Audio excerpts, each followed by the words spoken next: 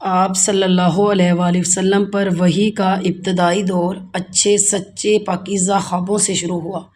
آپ خواب میں جو کچھ دیکھتے وہ صبح کی روشنی کی طرح صحیح اور سچا ثابت ہوتا۔ پھر من جانب قدرت آپ تنہائی پسند ہو گئے اور آپ نے غار حرا میں خلوت نشینی اختیار فرمائی اور کئی کئی دن اور رات وہاں مسلسل عبادت اور یاد الہی و ذکر و فکر میں مشغول رہتے۔ جب تک گھر آنے کو دل نہ چاہتا توشہ ہمراہ لیے ہوئے وہاں رہتے۔ توشہ ختم ہونے پر ہی اہلیہ محترمہ حضرت ختیجہ کے پاس تشریف لاتے اور کچھ توشہ ہمراہ لے کر پھر وہاں جا کر خلوت گزین ہو جاتے۔ یہی طریقہ جاری رہا یہاں تک کہ آپ پر حق منکشف ہو گیا۔ آپ غار حرا ہی میں قیام پذیر تھے کہ اچانک حضرت جبرائیل آپ کے پاس حاضر ہوئے اور کہنے لگے کہ اے محمد پڑھو۔ آپ فرماتے ہیں کہ میں نے کہا میں پڑھنا نہیں جانتا۔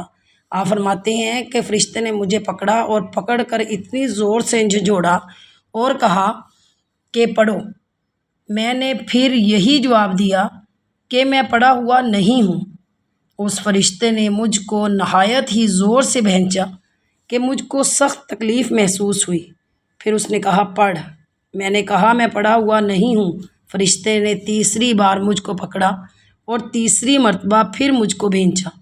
پھر مجھے چھوڑ دیا اور کہنے لگا کہ پڑھو اپنے رب کے نام کی مدد سے جس نے پیدا کیا اور انسان کو خون کی پھٹکی سے بنایا۔ پڑھو اور آپ کا رب بہت ہی مہربانیاں کرنے والا ہے۔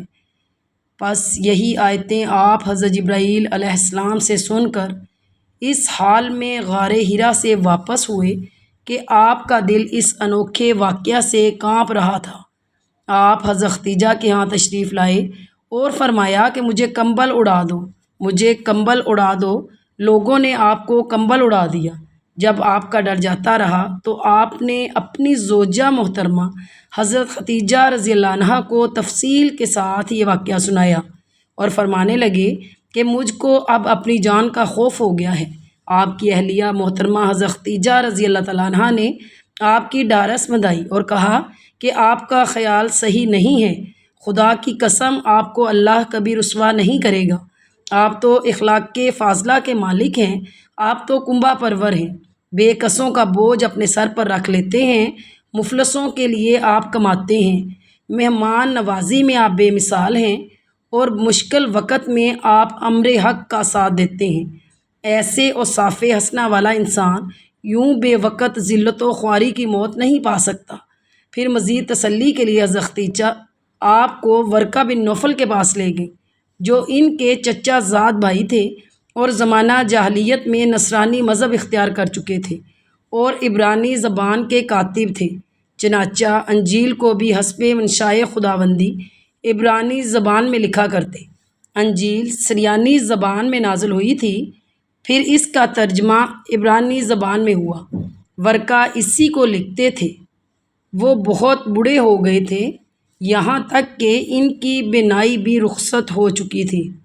حضرت ختیجہ رضی اللہ تعالیٰ عنہا نے ان کے سامنے آپ صلی اللہ علیہ وآلہ وسلم کے حالات بیان کیے اور کہا کہ اے چچا زاد بھائی، اپنے بھتیجے محمد صلی اللہ علیہ وآلہ وسلم کی زبانی ذرا ان کی کیفیت تو سن لیجئے۔ وہ بولے کہ بھتیجے آپ نے جو کچھ دیکھا ہے اس کی تفصیل سناؤ۔ چنانچہ آپ صلی اللہ علیہ وسلم نے از اول تا آخر پورا واقعہ سنایا، جسے سن کر ورقہ بے اختیار ہو کر بول اٹھے کہ یہ تو وہی ناموس معزز رازدان فرشتہ ہے جسے اللہ نے حضرت موسیٰ علیہ السلام پر وحی دے کر بھیجا تھا۔ کاش میں آپ کے اس عہد نبوت کے شروع ہونے پر جوان عمر ہوتا، کاش میں اس وقت تک زندہ رہتا جب کہ آپ کی قوم آپ کو اس شہر سے نکال دے گی۔ رسول کریم صلی اللہ علیہ وآلہ وسلم نے یہ سن کر تعجب سے پوچھا کہ کیا وہ لوگ مجھ کو نکال دیں گے حالانکہ میں تو ان میں صادق و امین و مقبول ہوں؟